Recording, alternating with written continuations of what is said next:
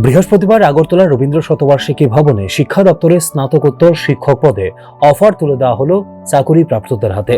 এই দিনের অনুষ্ঠানে উপস্থিত ছিলেন রাজ্যের মুখ্যমন্ত্রী অধ্যাপক ডাক্তার মানিক সাহা, ছিলেন বিদ্যালয় শিক্ষা সচিব মিলিন্দ রামটেক, অধিকর্তা এল ডার্লং, প্রাথমিক শিক্ষা এবং সমগ্র প্রকল্প অধিকর্তা রাজীব দত্ত সহ অন্যান্যরা।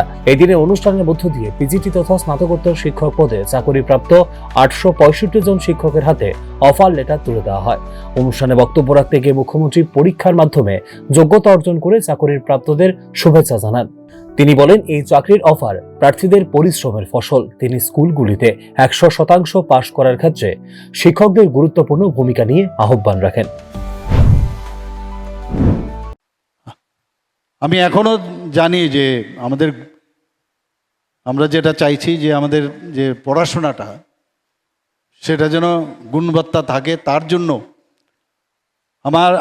আমি কিন্তু স্যাটিসফাইড নই এখনো।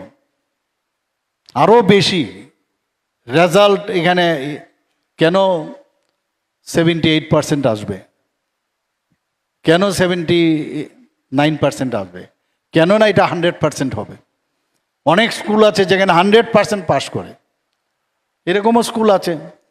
তো সেখানে 100% যদি পাস করে, তাহলে এটা একটা হেলদি কম্পিটিশন হোক না সমস্ত স্কুলের মাধ্যমে, এবং ইন্টার এক্সচেঞ্জ হোক এক টিচার আরেক টিচারের সাথে।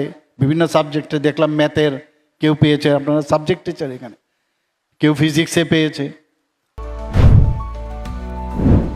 একইভাবে এদিন মুখ্যমন্ত্রী বলেন, বর্তমান সরকার ধারাবাহিক পদ্ধতিতে বেকারদের চাকরি দিচ্ছে। শূন্য পদ পূরণ করার পাশাপাশি নতুন পদ তৈরি করে চাকরিতে নিয়োগ করা হচ্ছে। প্রচুর চাকরি পাইপলাইনে রয়েছে এবং আগামী দিনে ছাড়া হবে বলে মুখ্যমন্ত্রী ঘোষণা দেন। প্রসঙ্গত এদিন 865টি চাকরি অফারের মধ্যে 3টি ডাইন হার্নেস কোটার চাকরি রয়েছে।